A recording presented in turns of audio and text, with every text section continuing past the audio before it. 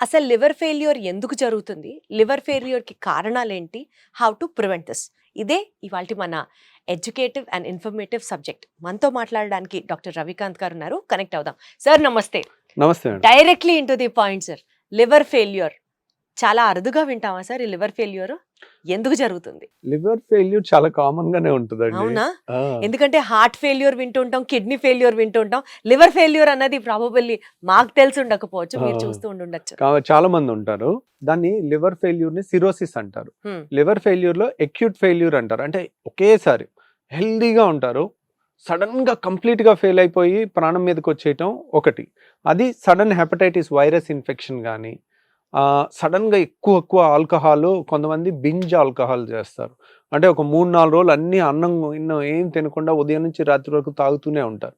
అట్లాంటి టైంలో కూడా అక్యూట్ హెపటైటిస్ వస్తుంది. సో హెపటైటిస్ వైరస్లో 5 రకాల వైరస్లు ఉన్నాయి. Hepatitis A, B, C, D, E 5 వైరస్లు ఉన్నాయి.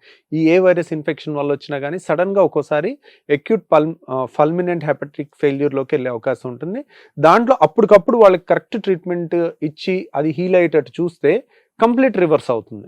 కానీ final chronic end stage liver failure అంటే ఒక 20 ఏళ్ళ నుంచి ఆల్కహాల్ తాగుతూ ఉన్నారు, దానివల్ల ఫ్యాటీ లివర్ వచ్చి, ఫైబ్రోసిస్ వచ్చి, సిరోసిస్ వచ్చి ఫైనల్ స్టేజ్ లివర్ ఫెయిల్ అయింది. వాళ్ళది కంప్లీట్ రివర్స్ అవ్వదు. ఆల్రెడీ 80% డ్యామేజ్ అయిపోయి ఉంటుంది. వాళ్ళు పచ్చకామెలతో వస్తారు. ఆ పచ్చకామెలతో వచ్చిన వాళ్ళు కంప్లీట్గా రివర్స్ అవ్వరు అనమాట. సో దీని లక్షణాలు ఏంటి, దీనికి కారణాలు ఏంటి అనుకుంటే, కారణాలు అంటే వెరీ సింపుల్ అండి. ఒకటి, మోస్ట్ కామన్ కాజ్ వచ్చేసి ఆల్కహాల్. రెండోది ఒబిసిటీ. ఈ రెండే ఉంటాయి 90%. తర్వాత హెపాటిక్ ఫెయిల్యూర్ అంటే హెపటైటిస్ వల్ల. ఈ మూడు కారణాలే 100కి 90-95% ఉంటాయి. దీంట్లో ఈ 3 కారణాల్లో మన ట్రీట్మెంట్ కానీ అన్నీ కూడా మూల కారణాన్ని మనం చేసుకున్నట్టయితే ఫ్యాటీ లివర్ని ఎలా అయితే ప్రివెంట్ చేయాలనుకుంటే లివర్ ఎలా ఫెయిల్యూర్ కూడా అలాగే ప్రివెంట్ అవుతుంది అనమాట. ఇప్పుడు లివర్ కంప్లీట్గా ఫెయిల్ అయిన వాళ్ళు ఎలా ఉంటారంటేనండి, వాళ్ళు సన్నగా అయిపోతారు, పొట్ట ఇంతలా ఉబ్బిపోతుంది. ఎందుకు ఉబ్బిపోతుంది అంటే వాటర్ వచ్చేస్తుంది, పొట్టంతా వాటర్ వచ్చేస్తుంది. దాన్ని ఎసైటిస్ అంటారు. సో రెండోది ఏంటంటే పోర్టల్ హైపర్ టెన్షన్ వస్తుంది. లివర్ అంతా ఫైబ్రోసిస్ అయ్యి ముడుచుకుపోతుంది. అంటే ఇంత పెద్దగా ఉండే లివర్ వల్ల కుంచుకుని సగానికి వచ్చేస్తుంది. సో పేగుల్లోంచి రక్తం అంతా లివర్లోకి వెళ్ళి ఫిల్టర్ అయ్యి వెళ్ళాలి. సో ఆ లివర్ చిన్నదైపోయేసరికి పేగుల్లో ఉండే రక్తనాళాలు బాగా ఉబ్బుతాయి. ఆ ఉబ్బటం వల్ల ఏమవుతుంది అంటే ఇసోఫేజియల్ వ్యారిసిస్ అంటారు. అంటే అన్నవాహికలో రక్తనాళాలు గుత్తుల్లాగా, ద్రాక్ష గుత్తులు ఏర్పడినట్టు రక్తనాళాలు గుత్తుల్లాగా ఏర్పడతాయి. దాన్ని వ్యారిసిస్ అంటారు. అవి బ్లీడ్ అయ్యి రక్తం వాంతులు కక్కుని చాలా మంది చనిపోతారు అనమాట. మీరు ఏ ఫేమస్ అన్నా చూడండి, ఇప్పుడు దేవదాస్ సినిమా చూడండి, రోజు ఆల్కహాల్ తాగి చివరికి రక్తం కక్కుని చచ్చిపోతారు. తర్వాత ప్రేమ్ నగర్లో నాగేశ్వరరావు గారు చూడండి, దాంట్లో కూడా అంతే, రోజు ఆల్కహాల్ తాగి చివరికి రక్తం కక్కుని చచ్చిపోతారు. సో వాళ్ళకి పేగుల్లో ఉండే రక్తం అంతా లివర్లోకి వెళ్ళి మన బాడీ మొత్తానికి వెళ్ళాలి. లివరే కుంచుకుపోయినప్పుడు దారి ఉండదు ఆ బ్లడ్ వెళ్ళటానికి. అందుకని ఇవి బాగా ఉబ్బిపోయి ఉంటాయి అన్నమాట.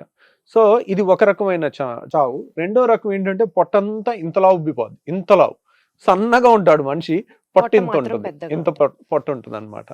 సో అంత పొట్ట నిండా వాటర్ ఉంటుంది, మొత్తం వాటరే ఉంటుంది. సో దాన్ని ఎసైటిస్ అంటారు. సో దానివల్ల అది కూడా ఎందుకు అంటే పేగుల నుంచి వెనక్కి రాకపోవటం వల్ల దాని నుంచి పొట్టలో అంతా చేరటం, ఆల్బుమిన్ తగ్గిపోవటం. లివర్ ఆల్బుమిన్ అనే ప్రోటీన్ని తయారు చేస్తుంది. అది తయారవ్వకపోవటం వల్ల మన బాడీలో ఉండే వాటర్ అంతా, రక్తంలో ఉండాల్సిన వాటర్ అంతా రక్తం బయటకు వచ్చేస్తుంది, కాళ్ళవాపులు కూడా వచ్చేస్తుంటాయి. తర్వాత మూడోది ఎన్సెఫలోపతి అంటారు. అంటే వాళ్ళు కన్ఫ్యూజన్ అయిపోతారు. అంటే బ్రెయిన్ సరిగా పనిచేయదు. లివర్ సరిగా లేని వాళ్ళకి ఎప్పుడు కన్ఫ్యూజ్డ్గా ఉంటారు, ఎక్కువసేపు నిద్రపోతారు, లేదంటే రాత్రి అంతా నిద్రపోరు, ఓరియంటేషన్ పోతుంటుంది, కన్ఫ్యూజ్డ్గా మారుతుంది. దీన్ని బ్రెయిన్ ఫెయిల్ అయ్యి చనిపోతారు. లివర్ ఫెయిల్ అయిన వాళ్ళకి కూడా బ్రెయిన్ సరిగా పనిచేయదు అనమాట. సో అట్లా ఈ 3 కారణాల సిమ్టమ్స్ వల్ల ప్రాణహాని వస్తుంది. కానీ చిన్న కంప్లైంట్స్ ఉన్నాయి. ఎందుకంటే లివర్ ఫెయిల్యూర్ అనేది క్రానిక్ లివర్ ఫెయిల్యూర్. అంటే ఓవర్ 20 yearsలో స్లోగా రోజు 1%, 0.5%, 0.1% డ్యామేజ్ చేసుకుంటా సిస్టమేటిక్గా చంపుకుంటూ వచ్చాను దాన్ని. దేంతో? ఆల్కహాల్. సో అలా రోజు కొద్దిగా చంపుకుని వచ్చిన దానికి రోజు సిమ్టమ్ ఏముంటది? ఏముండదు. పాపం ఇది తెలియదు వాళ్ళకి. ఓహో నా లివర్ 50% డ్యామేజ్ అయిపోయింది, చచ్చిపోయింది, వాళ్ళకి తెలియదు, వాళ్ళు నార్మల్ అనుకుంటారు. వాళ్ళకి బ్లడ్ టెస్ట్ చేస్తే లివర్ ఫంక్షన్ టెస్ట్ చూసుకుంటారు. డాక్టర్ గారు నేను లివర్ ఫంక్షన్ టెస్ట్ చేసుకుంటున్నానండి, రోజు ఆల్కహాల్ తాగుతున్నా, నాకేం కావట్లేదు, లివర్ ఫంక్షన్ టెస్ట్ బాగుందండి అని. అయ్యో అది తేడా వచ్చిందంటే మీ జీవితం అయిపోయినట్టేనండి అనేది తెలియక. కాబట్టి మీరు నేను రోజు ఆల్కహాల్ తీసుకున్నాను, లివర్ టెస్ట్ చేయించుకున్నాను, నా చెకప్ అంతా బాగుంది అనుకోవటం తప్పండి. డ్యామేజ్ అయిపోయిన తర్వాతే తెలుస్తుంది అది. అంటే మేబీ ప్రొఫ్యూజ్ ఆల్కహాల్ తీసుకునే వాళ్ళు ఎవ్రీ 6 months ఒకసారి 1 year ఒకసారి మీరు చెప్పినట్లుగా స్కాన్లు అవి చూపించుకుంటూ చేయించుకుంటుంటే లివర్ ఫంక్షనింగ్ బాగుందా లేదా అర్థమవుతుంది అంటారా? అది కదండి, మనకి ససెప్టబిలిటీ ఎంత ఉందనేది చూసుకోవాలి. కొంతమంది బ్లడ్ టెస్ట్ లో తెలియదు, ఫ్యాటీ లివర్ గ్రేడ్ 1 ఉందా, గ్రేడ్ 2 ఉందా, గ్రేడ్ 3 ఉందా చూసుకోవచ్చు, ఫైబ్రోసిస్ ఎక్కువ ఉందా చూసుకోవచ్చు. ఆ స్టేజ్ లో ఆపేసిన, కంప్లీట్ ఆపేస్తే లివర్ చాలా పుంజుకుంటుందండి. సో ఆ స్టేజ్ లో ఆపటం అనేది బ్లడ్ టెస్ట్ కాకుండా ఫైబ్రో స్కాన్ అండ్ ఈ స్కాన్ చేయించుకోండి. లక్కీగా మనకి ఇప్పుడైతే ఫ్రీగా ఉంది, మనం చాలా మందికి చేస్తున్నాము. కాకపోతే నెలకు ఒక్క రోజే ఉంటుంది, ఆ రోజే అపాయింట్మెంట్ తీసుకొని ఫోన్ తీసుకుని చేసుకుని రండి. మన హాస్పిటల్ ఆ ఫైబ్రో స్కాన్ అనేది ఫ్రీగా జరుగుతుంది 3000 రూపీస్. సో దీనికి ట్రీట్మెంట్ సంగతి ఉంటే ఏం చేస్తారు సార్? లివర్ ఫెయిల్యూర్ కి ట్రీట్మెంట్ అనేది ఏంటంటేనండి, రక్తం వాంతి చేసుకుని వచ్చారనుకోండి, వెంటనే ఎండోస్కోపీ వేసి చూస్తాం. ఆ రక్తం నాళాలన్నీ గుత్తులులాగా ఫామ్ అవుతాయి. ఇసోఫేజియల్ వ్యారిసిస్ అంటారు, గ్యాస్ట్రిక్ వ్యారిసిస్ అంటారు. ఇమ్మీడియట్గా వాటిని బ్యాండ్ వేసి రక్తం బ్లీడింగ్ని ఆపేసేయచ్చు. ఏది ఈసోఫేగస్లో వ్యారిసిస్ని బ్యాండ్ వేసి ఆపేయచ్చు. కానీ స్టమక్లో జీర్ణాశయంలో కూడా అలా వ్యారిసిస్ వస్తాయి, దానికి బ్యాండ్ అనేది పనిచేయదు, దానికి గ్లూ ఇంజెక్షన్ అనేది ఒకటి ఉంటుంది. సో ఆ గ్లూ ఇంజెక్షన్ చేస్తే అవన్నీ కుంచుకుపోయి మనకి బ్లీడింగ్ అనేది ఆగిపోతుంది అనమాట.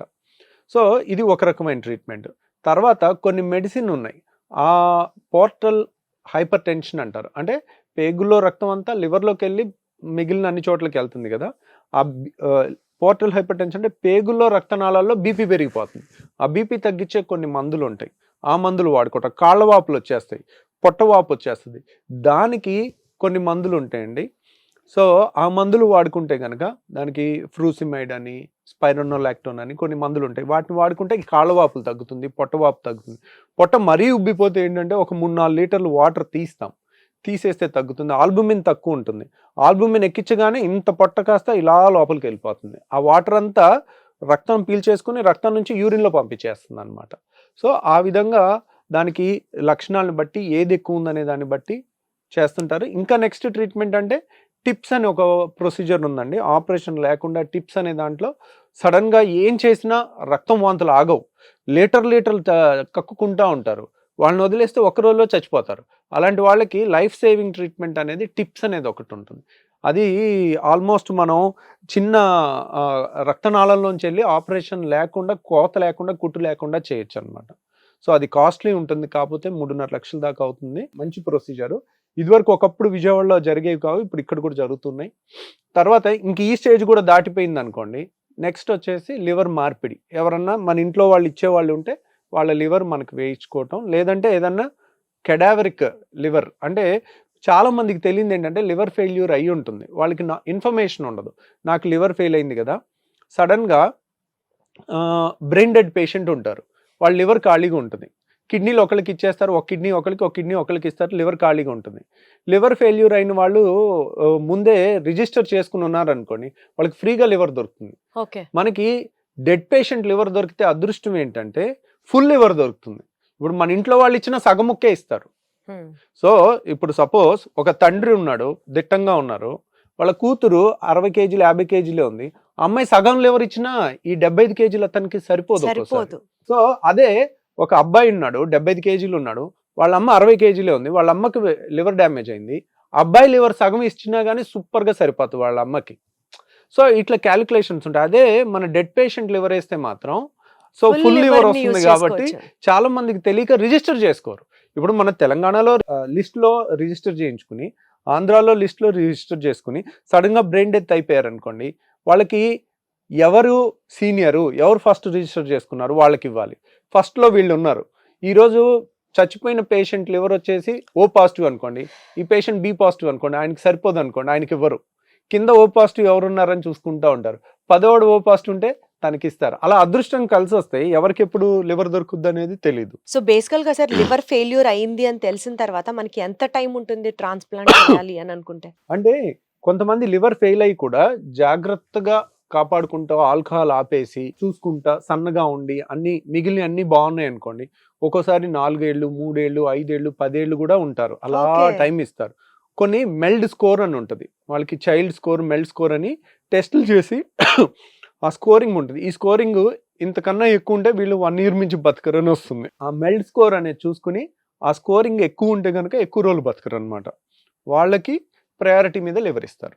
సరే, ఈ వీడియో కంక్లూడ్ చేసే ముందు లివర్కి స్పెసిఫిక్గా పలానా తింటే లివర్ హెల్దీగా ఉంటుంది, సో మనం హెల్దీగా ఉంటాం, డీటాక్స్ డైట్స్ అని డీటాక్స్ ఫుడ్స్ అని ఏవో వచ్చేసాయి కదా సార్, ఇవి తింటే ఇవన్నీ గట్ ఫ్రెండ్లీతో పాటు లివర్ ఫ్రెండ్లీ కూడా సోషల్ మీడియాలో చాలా వస్తున్నాయి.